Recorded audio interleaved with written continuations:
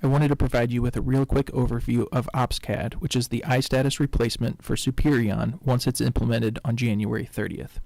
To access OpsCAD, simply enter the web address listed here in the address bar of your internet browser.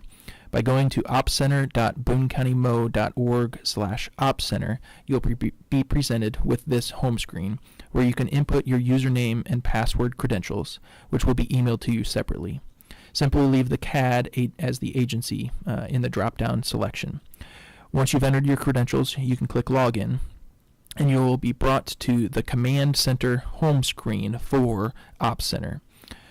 Your screen may look slightly different, but one thing that is of note is that for fire and EMS agencies, we will have limited access to several of the components that and gadgets that are loaded on this homepage. Many of those access CAD or records management or jail management systems, which we will not have access to. I recommend deleting each of these gadgets, which we can see that we do not have access to. Once you log out and then log back in, your preferences will be saved, and these gadgets will no longer be presented to you on the home screen. If you would like to add some gadgets, you can click here on the Add Gadget under the OpsCenter logo. And while we have a limited number of gadgets that we can add, you can add calls by day or calls by service type. We'll add that. We'll add that to the right column, and we'll select a position for that gadget, which right now, because we have no gadgets in that column, we have just one, which is the 0 or top gadget. We'll add that.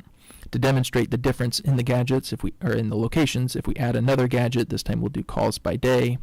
We'll also place that in the right column. Now you'll notice that we have two different options where we can either place this new gadget on the top or below the gadget that we had just added. We'll do that and then click Add Gadget, and you'll see those gadgets populated. You'll see within the gadgets that you can do filters by agency. Select a specific agency if you'd like, or service type in the recent calls if you just wanted to look at fire only calls or EMS only calls. And also select date ranges as well. For the most part, though, this will provide limited information for you, and for the most part, most people will be interested in clicking in the OpsCAD up in the main menu bar, which will take you to what is the iStatus replacement. Now, when you click on OpsCAD, more than likely, your screen will come up looking like this screen, where you'll have the open and active calls listed at the top, and then the available and active units listed down below.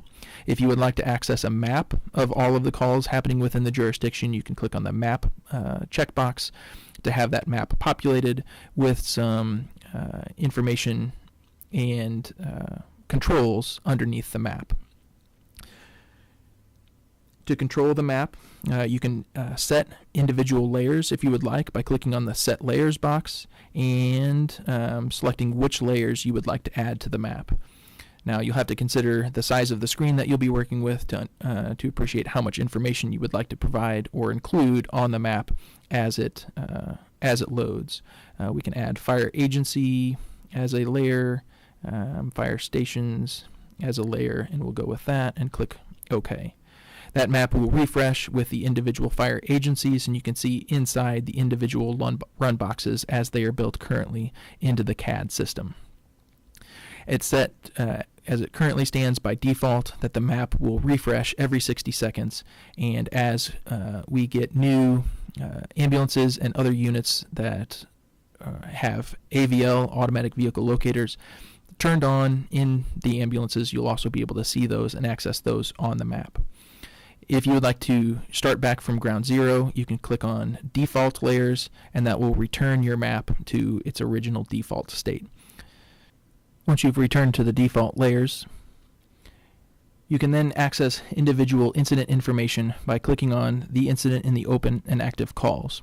As a reminder, you'll be looking for your specific service types, call or entry, for that individual location. So for fire personnel who are trying to access notes related to the fire service, you'll be looking for the fire service for that specific incident. For this, we'll just use this as a default incident because it was entered as a training environment. When you click on that, you'll notice the map on the right-hand side of the screen zooms in to that specific address. and a pop-up window appears providing information relative to that specific incident. We're presented with information that we're used to seeing in the iStatus version. You'll have the report number, which is very similar to our incident number.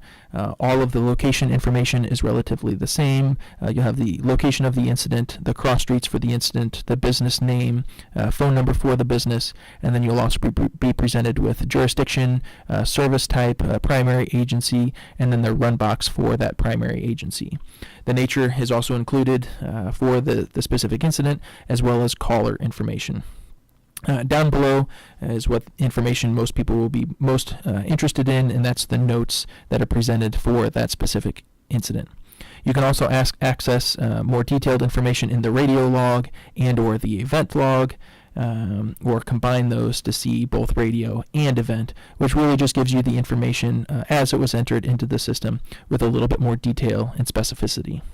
To access all of this information in one place, for instance, if we were needing to access a fire report for a firehouse, you would be able to then click on the Print Report button. We'll click Cancel, and you'll see what that report would look like as you would get it printed out. All of the information, including the report number, the location information, nature code, caller information, any vehicles, as well as notes that would be tied to that incident, would be included, as would be the event log and the radio log, along with all times that are necessary for the report completion in Firehouse.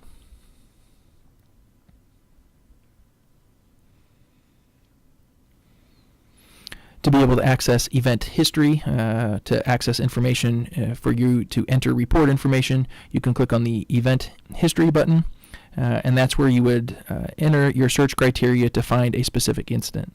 Now, one difficult thing to be able to access, or slightly confusing part, is in order to alter the date ranges, you need to expand the window and then click on the call date down here at the bottom, which presents you with a calendar where you can enter the date and or times.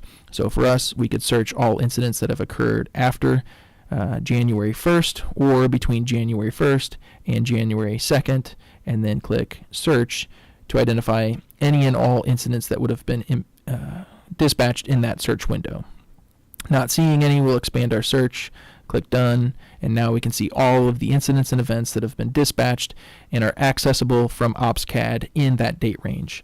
So if we're looking for a specific incident on a specific date, this is a way to narrow down your search, find the information to be able to print out the report information for that incident to be able to input your information into the Firehouse system. Listed down below are all of the available and active units.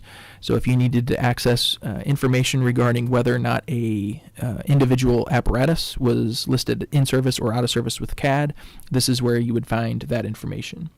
You can simply scroll through alphabetically the list of all available units built within CAD, or you can set up a group filter, or the easiest would be is simply entering a specific unit and then clicking Unit Info.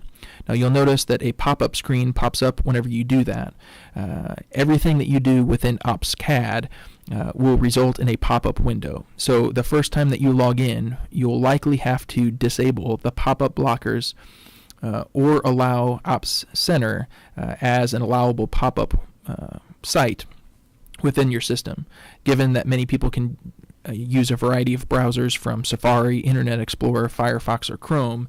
To disable pop-ups, I'll encourage you to do a quick Google search to determine how to do that on the browser that you are using.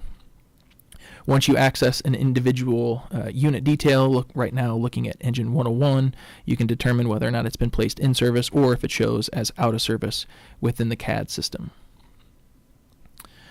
Once you're complete, you can log out of the OpsCAD product, and then as a reminder, once you log back in, all of the defaults will be set and established for you, and you will be taken to the Command Center screen, where if you needed to access OpsCAD, you can simply do so by clicking on OpsCAD.